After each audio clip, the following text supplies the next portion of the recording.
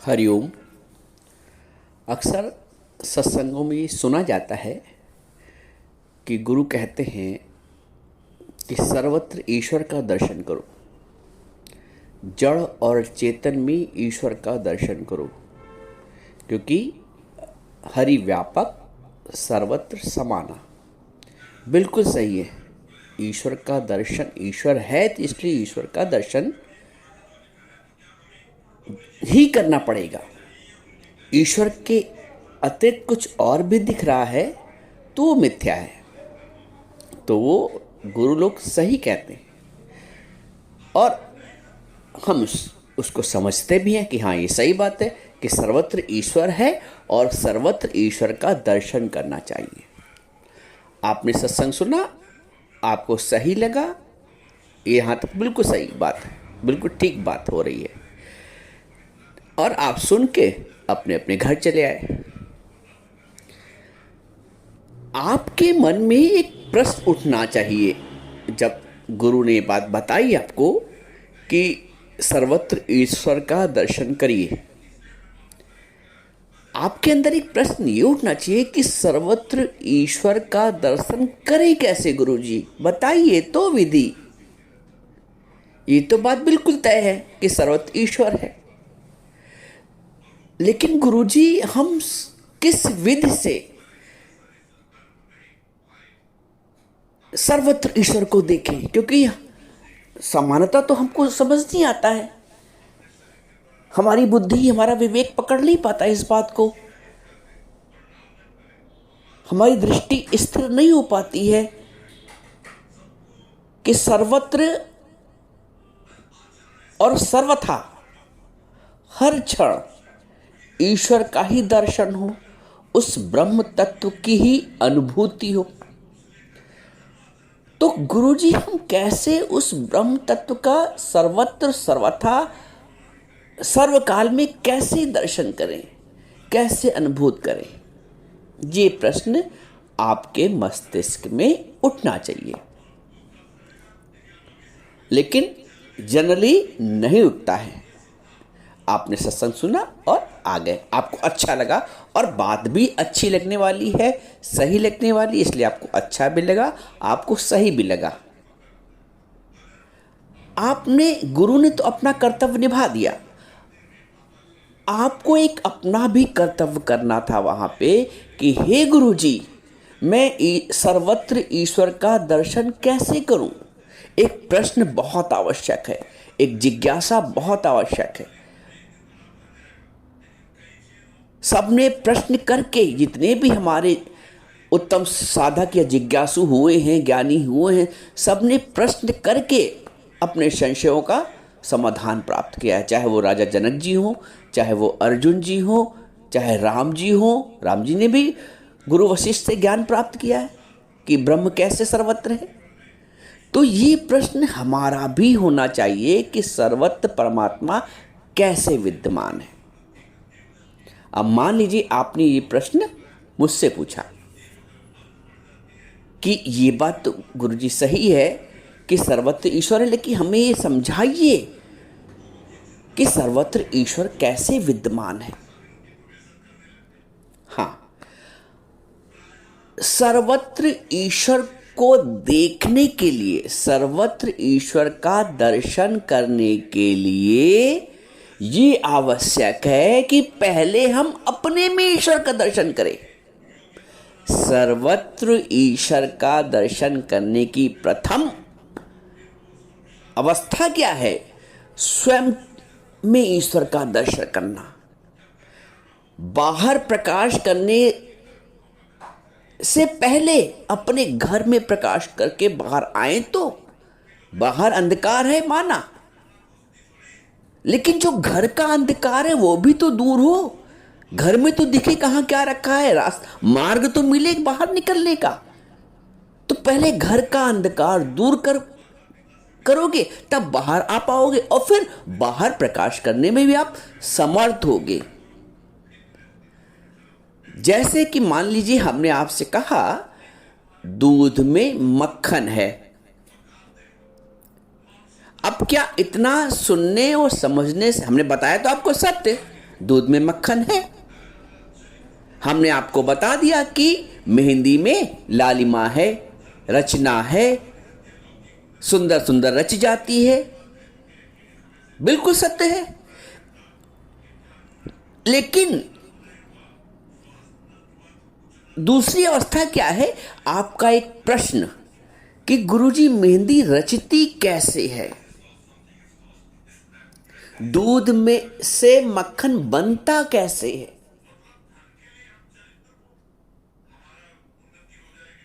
तभी तो आप मक्खन निकाल पाओगे। जब तक अपना मक्खन नहीं होगा तो पराये मक्खन से कब तक काम चलाओगे? अपना मक्खन होना चाहिए ना। आपको मलाई से घी निकालना आना चाहिए। अगला क्या करता है, कैसे निकालता है, वो हमको इतना महत्वपूर्ण नहीं, इतना कि जब मैं स्वयं समर्थ हो जाऊं, जान जाऊं कि कैसे अच्छी विधि से, अच्छे ढंग से, अच्छी तरह अपने दूध से मैं घी निकाल पाऊं। मुझे विधि मालूम होना चाहिए। मुझे ये पता होना चाहिए कि मेहंदी जब तक पिसेगी नहीं, वो रचनाकार के रूप में अपनी रचना का प्रसार नहीं कर पाएगी। मेहंदी को रचने के लिए, सौंदर्य अपना प्रसादन की वृद्धि करने के लिए, उसका प्रदर्शन करने के लिए पिसना आवश्यक है। ये मालूम होना चाहिए। वैसे ही एक साधक को ये पता होना चाहिए कि सर्वत्र ईश्वर का दर्शन करने के लिए पहले स्वयं में ईश्वर का दर्शन हो। अब स्वयं में ईश्वर का फिर एक प्रश्न उठता है कि स्वयं में ईश्वर का दर्शन कैसे हो? इसकी भी तो कोई विधि होगी। इसकी भी तो कोई विधि होगी कि स्वयं में ईश्वर का दर्शन कैसे हो। फिर एक प्रश्न उठा। फिर गुरु बताता है स्वयं में ईश्वर का दर्शन करने के लिए जो मैं का भाव है वो मिटना चाहिए। मेहंदी को रचने के लिए जो मेहंदी का नाम और रूप है, देखने में जो आ रहा है, उसको मिटना चाहिए। जब तक वो मिटेगी नहीं, पिसेगी नहीं, तब तक अपनी रचना को नहीं रचा पाएगी। दूध को मक्खन बनने के लिए उसको पकना पड़ेगा।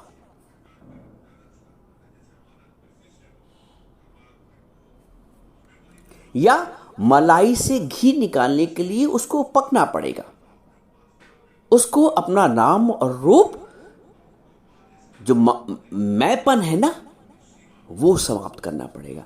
तो स्वयं में भगवान, सबसे सर्वत्र ईश्वर का दर्शन करने के लिए ये आवश्यक है कि पहले स्वयं में ईश्वर का दर्शन किया जाए। और स्वयं में ईश्वर का दर्शन करने के लिए ये आवश्यक है कि अपने मैंपन को समाप्त किया जाए।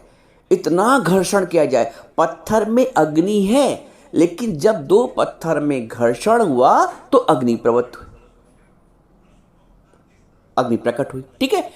ऐसे ही गुरु और मैं, साधक और शिष्य, ऐसे कह लो, जब दोनों का घर्षण हुआ प्रश्न और उत्तर के रूप में, तो वहां से जैसे पत्थर की घर्षण से अग्नि प्रकट हुई, तो सत्संग में वो ब्रह्म का भाव, वो मैंपन लुप्त होता है और ब्रह्म का भाव, ईश्वर का भाव प्रकट होता है।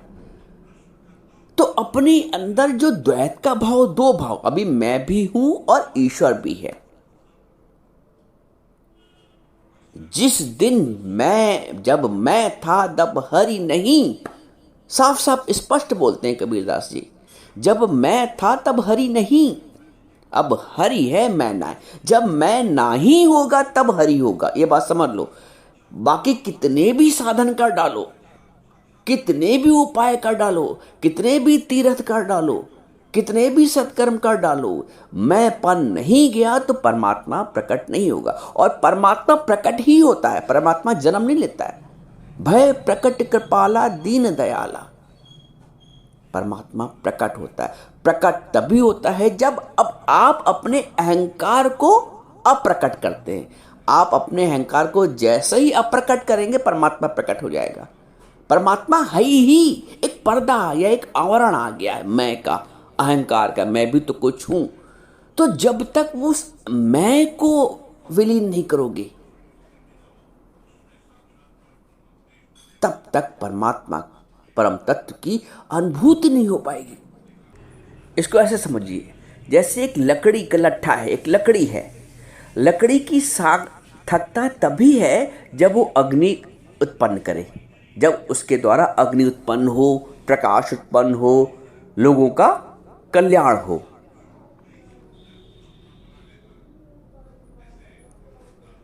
वैसे ही जब तक हमारा अहंकार, जैसे लकड़ी जलकर ही प्रकाश दे पाएगी, अग्नि उत्पन्न कर पाएगी, तभी किसी का भला हो पाएगा, तभी वो अपने आप को सार्थक कर पाएगी। वैसे ही जब तक मनुष्य का मैं नहीं जलेगा, बिना मैं को जलाए, बिना मैं को गुम करे, अहंकार को कुछ भी साधन कर डालो, परम तत्व की अनुभूति, परम तत्व का दर्शन नहीं हो पाएगा।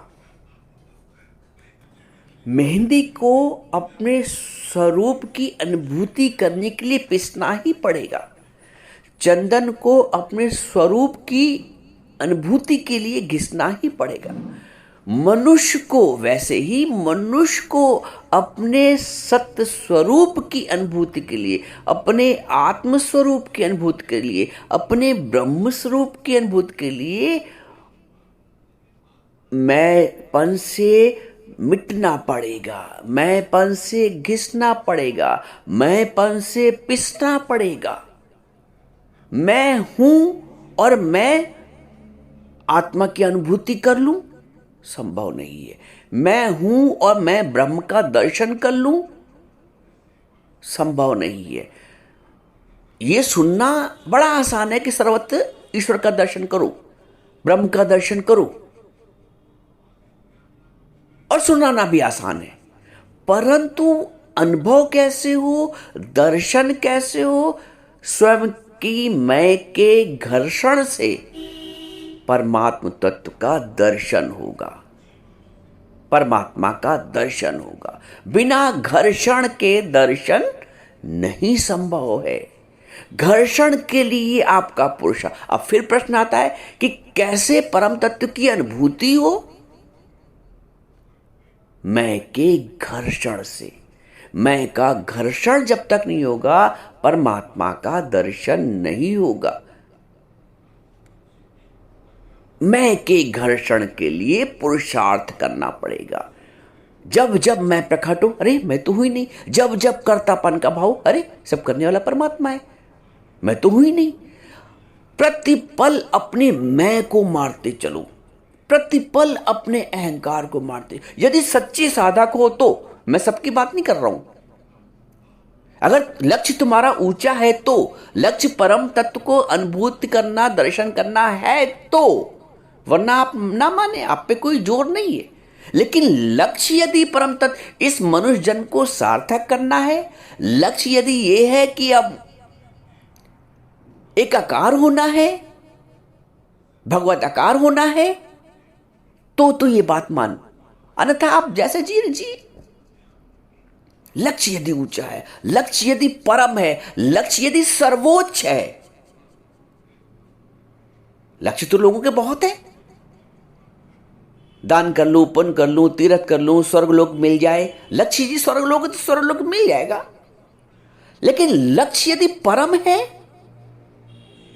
आ ब्रह्म भुवना लोका पुनरावर्तिनो अर्जुनो माम उपेत तु कौन्तेय पुनर्जन्म न विद्यते। आ ब्रह्म भुवना लोका, ब्रह्म लोक पर्यंत तक कितने जितने भी लोग हैं,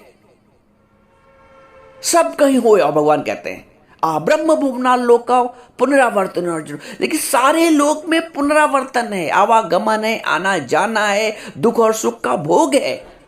माम उपेत तु कौन्तेय पुनर्जन्म न विद्यते। लेकिन हे अर्जुन, मेरी प्राप्ति के पश्चात पुनर्जन्म नहीं होता है।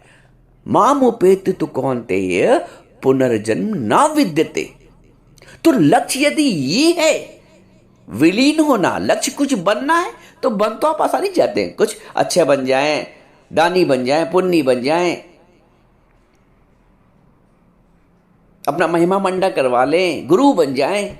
लक्ष्य बन तो आप कुछ भी जाएंगे, लेकिन लक्ष्य यदि मिटना है, तो उसके लिए प्रतिपल अपने अहंकार को विलीन करना पड़ेगा। मैं बड़ा हूं, मैं ज्ञानी हूं, मैं श्रेष्ठ हूं, मैं उच्च पद पे हूं, मैं बड़ा योग्य हूं, वो कल की आई बहू मुझे क्या सिखाएगी। जब तक ये बड़प्पन का, श्रेष्ठता का भाव है, श्रेष्ठ बन के कुछ प्राप्त नहीं होगा। गुरु का जो शिष्य है वो कहता है मैं नीवी मेरा सतगुरु ऊंचा। इतना निमाड़ापन, दासों का भी दास, जब दासों के भी दास बन जाओ तुम तो मैं बड़प्पन का भाव, श्रेष्ठता का भाव, ये सब गुम हो जाए, चकनाचूर हो जाए प्रभु के प्रेम में। संसार के प्रेम में तो तुम अपना महिमा मंडन करा ही रहे हो। प्रभु की प्रेम में जब इतना विलीन हो जाए, ना कोई मंदा ना कोई ऊंचा। चोर साधु को एक पहचान, नाना जी कहते हैं चोर साधु को एक पहचान। अभी तो हम यहां भेद करते हैं, ये अच्छा है ये बुरा है, ये भाई अच्छा है ये भाई बुरा है, ये बहू अच्छी है छोटी वाली और बड़ी वाली बुरी है, बुरी वाली अच्छी है तो ये वाली।